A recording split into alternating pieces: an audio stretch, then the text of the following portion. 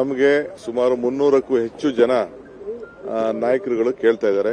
ನಾನು ಪಕ್ಷದಲ್ಲಿ ಯಾರು ದುಡಿದಿದ್ದಾರೆ ಅಂತವರ ಪಟ್ಟಿಯನ್ನು ನಾನು ಸಲ್ಲಿಸಿದ್ದೇನೆ. ಯಾರು ನನ್ನ ಬಂದು ಕೇಳ್ಕೊಂಡಿದ್ರು, ಯಾರು ಅರ್ಹತೆ ಇತ್ತು ಅದನ್ನೆಲ್ಲ ಕೇಳಿದ್ದೇವೆ. ಒಂದು ರೌಂಡ್ ಮೀಟಿಂಗ್ ಆಗಿದೆ. ಇನ್ನು ACC ಅಧ್ಯಕ್ಷರು ಬೇರೆ ಬೇರೆ ಲೀಡರ್ಸ್ ಹತ್ರ ಮಾತಾಡಬೇಕು. ಕೆಲವು ಮಂತ್ರಿಗಳೆಲ್ಲ ಬಂದು ಕೆಲವು ಅನೇಕ ಸಲಹೆಗಳನ್ನು ಕೊಟ್ಟಿದ್ದಾರೆ. ಪಕ್ಷದ ಕಾರ್ಯಕರ್ತರು ಹೇಳಿದ್ದಾರೆ, ಶಾಸಕರು ಹೇಳಿದ್ದಾರೆ. ಸೊ ಎಲ್ಲ ಸಮಾಜಕ್ಕೂ ಅವಕಾಶ ಮಾಡಿಕೊಡ್ಬೇಕು. ಎಲ್ಲ ಸಮಾಜಕ್ಕೂ ಈಗ ಒಂದೇ ಸತಿ ಮಾಡೋಕ್ಕಾಗಲ್ಲ. 7 ಜನಕ್ಕೆ ಮಾತ್ರ ನಾವು ಅವಕಾಶ ಮಾಡಿಕೊಡ್ಬೋದು. ಮಿಕ್ಕಿದ್ನ ನೆಕ್ಸ್ಟ್ ಟೈಮ್ ನಾವು ಮಾಡಿಕೊಡ್ತೀವಿ. ಇನ್ನು ನೆಕ್ಸ್ಟ್ ಟೈಮ್ ತಿರ್ಗಾ 2 ವರ್ಷಕ್ಕೆ ತಿರ್ಗಾ ನಮಗೆ ಇದೇ ರೀತಿಯ ಅವಕಾಶ ಸಿಗ್ತದೆ. ಆಗೂ ಕೂಡ ನಾವು ಮಾಡಿಕೊಡ್ತೀವಿ. ಈಗ ಪಕ್ಷ ಏನು ಹೇಳ್ತದೆ ನಮ್ಮ ಲಿಸ್ಟನ್ನು ಅವ್ರಿಗೆ ಸಬ್ಮಿಟ್ ಮಾಡ್ತೀವಿ.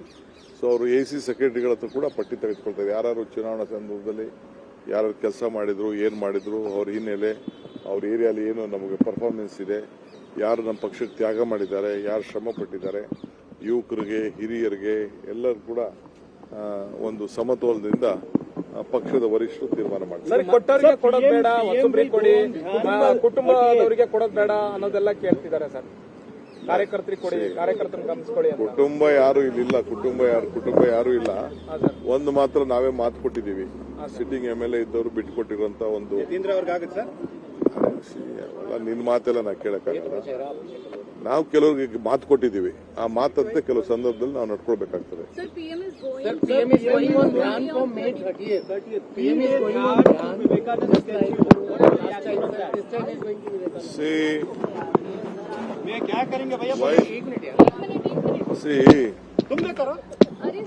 Dharma, worship, all it is their personal faith. I don't want to interfere and comment on it. If something good for him, if you want to have peace, if you want to gain something more power, let him do it. Why should we interfere in his personal faith and wisdom? I don't want to interfere. ಕರ್ನಾಟಕದ ಒಬ್ಬ ಅಧಿಕಾರಿ ಆತ್ಮಹತ್ಯೆ.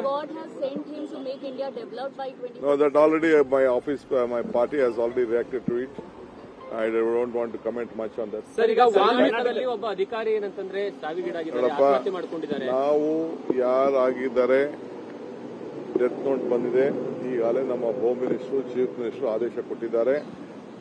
ಕೂಡಲೇ enquiry ಪ್ರಾರಂಭ ಆಗ್ತಾ ಇದೆ. ಇದನ್ನ ಎಲ್ಲರನ್ನೂ ಕೂಡ ಆ ಜಾಗದಲ್ಲಿ ಬಹಳ ಡೀಟೇಲ್ ಆಗಿ ಹೋಗಿ ನಾವು ಯಾರು ಏನು ತಪ್ಪು ಮಾಡಿದ್ದಾರೆ, ತಪ್ಪು ಮಾಡಿದವ್ರಿಗೆ ಶಿಕ್ಷೆ ಸಿಗ್ತೈತೆ.